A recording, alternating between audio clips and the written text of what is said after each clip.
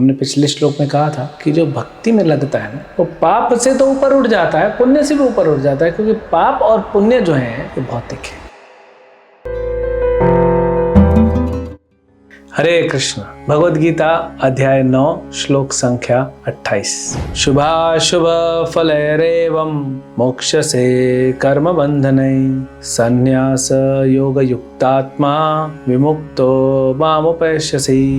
इस तरह तुम कर्म के बंधन तथा इसके शुभ अशुभ फलों से मुक्त हो सकोगे। इस संन्यास योग में अपने चित्त को स्थिर करके तुम मुक्त होकर मेरे पास आ सकोगे। तो भगवान ने जो 2 श्लोक बताए ना, 26 नंबर और 27 नंबर, वो 2 करने से क्या होगा वो भगवान यहाँ बता रहे। शुभाशुभम, इस शुभ और अशुभ दोनों से, हमने पिछले श्लोक में कहा था कि जो भक्ति में लगता है ना, वो पाप से तो ऊपर उठ जाता है, पुण्य से भी ऊपर उठ जाता है, क्योंकि पाप और पुण्य जो है ये भौतिक है। पुण्य हमें स्वर्ग लोक तक ले जाएगा, तपस्या लोक तक ले जाएगा, महर लोक, जन लोक, ब्रह्म लोक तक ले जाएगा, मोक्ष नहीं दिला सकता। पुण्य का कार्य मोक्ष नहीं दिलाता। मोक्ष सिर्फ और सिर्फ भक्ति से मिलता है। भगवान कृष्ण मोक्ष देते हैं, भक्ति से हमें मोक्ष मिलता है। तो यहाँ पे भगवान क्या कह रहे हैं? शुभ और अशुभ दोनों से परे हो जाओगे। अगर अर्जुन, जो मैंने तुमको पिछले 2 श्लोकों में बताया है, उसको अपने जीवन में अगर उतारोगे तो क्या होगा? तो मोक्ष प्राप्त करोगे, क्योंकि भक्ति हो जाएगी। भक्ति द्वारा आपको इस संसार के चंगुल से बाहर निकल जाओगे। पुण्य करोगे ऊपर जाओगे, पाप करोगे नीचे जाओगे। ऊपर नीचे संसार में जैसे समुद्र की लहरें होती है ना, कभी ऊपर उठा देती हैं, कभी नीचे पछाड़ देती हैं, ऐसे चलते रहेगा। इसमें तो दुख ही मिलेगा ना व्यक्ति को।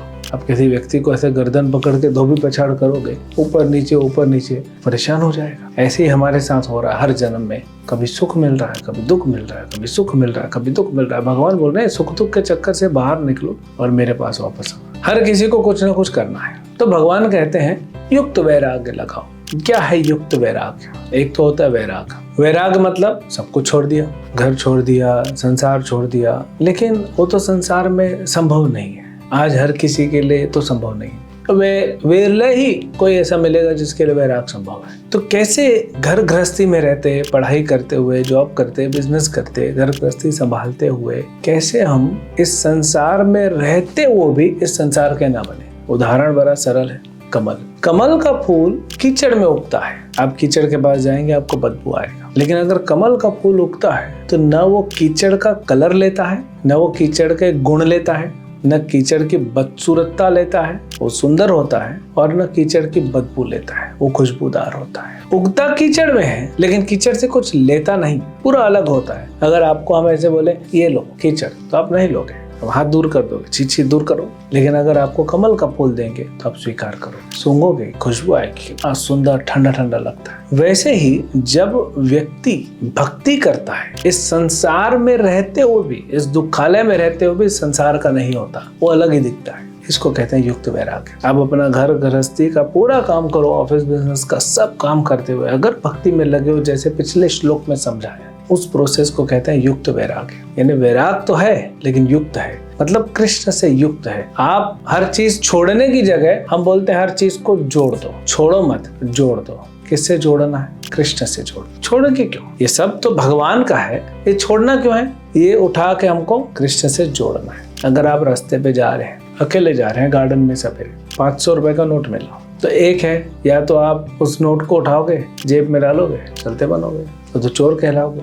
दूसरा है, आप सोचोगे मेरा तो है नहीं, छोड़ देते हैं, आप छोड़ के चले जाओगे, दूसरा व्यक्ति आएगा, वो जेब में डाल के चला जाएगा। चोर वो कहलाएगा, लेकिन आप क्या कहलाओगे? बुद्धू, क्योंकि आप वहां छोड़ दिए ना, तो इसलिए चोर को चोरी का मौका मिल गया। तो ये दोनों ही गलत है। तो फिर क्या करना चाहिए? वो 500 का नोट उठाना चाहिए, पता लगाना चाहिए किसका है, और उसके असली जो स्वामी है उसको दे देना चाहिए। अभी पूरी सृष्टि का स्वामी कौन है? कृष्ण है। ये तो ढूंढना नहीं पड़ेगा, बड़ा सरल है। आप क्या कर सकते हैं? जो भी संसार में है सब कृष्ण से जोड़ दो, बड़ा सरल है। कई एक बार हम समझा चुके हैं, तो भक्ति बड़ी सरल हो जाती है। इसको कहते हैं युक्त वैराग। फिर भगवान क्या कहते हैं इस श्लोक में? माम उपैष्यसि, कि अर्जुन ये करने से माम उपैष्यसि, तुम मेरे पास आओगे। तुम क्या? तुम्हारे माध्यम से गीता में संसार को बोलता हूँ, जो भी व्यक्ति भक्ति करेगा वो मुझ पर, वो मेरे पास वापस आएगा, उसमें कोई शंका नहीं।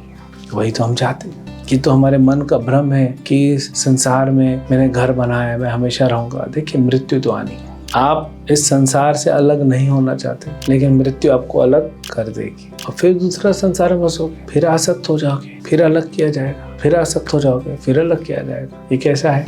आपके ऊपर बहुत गर्म पानी, खौलता हुआ पानी डाल दिया, ठंडी का मौसम है तो भी गर्म इतना खौलता हुआ तो नहीं ना, चमड़ी जल जाएगी। फिर तुरंत आपके ऊपर बर्फ का पानी डाल दिया और थोड़ा राहत मिलेगी लेकिन ठंडी लगेगी। फिर तुरंत खौलता हुआ पानी डाल दिया, ये दोनों में आप परेशान हो जाओगे और आपको क्या हो जाएगा? निमोनिया, बुखार हो जाएगा। लेकिन इस संसार में भी ऐसे ही चल रहा है। आसक्त हो जाते हैं, फिर हमको अलग कर दिया जाता है, फिर आसक्त हो जाते हैं नए चीज से, फिर अलग किया जाता है, फिर नया परिवार, फिर अलग, फिर नया परिवार, फिर अलग। हर जन्म में यही तकलीफ ले रहे हैं। तो भगवान बोल रहे हैं कि अगर मेरी भक्ति करोगे अर्जुन, मामो पेश्यसि, तो मेरे पास वापस आओगे। उससे क्या होगा? वहां पे तुमको परमानेंट फैमिली मिलेगी, पिता, माता, पति, पत्नी, बच्चे, भाई, बहन, ऐसा परिवार मिलेगा जो कभी भी शाश्वत रूप से अलग नहीं होगा, क्योंकि वो मृत्यु लोक से परे है। वहां मृत्यु का कोई काम ही नहीं, वहां काल नहीं पहुंचता, काल की दाल वहां नहीं गलती। तो इसीलिए भगवान बोलते हैं ऐसे संसार में आ जाओ और आनंद में रहो अपने परिवार के साथ। वो परिवार हमेशा रहने वाला। अगर यहाँ पे पूरा परिवार भक्ति करेगा तो ये पूरा परिवार वहां पहुंच जाएगा। सबके सब जो है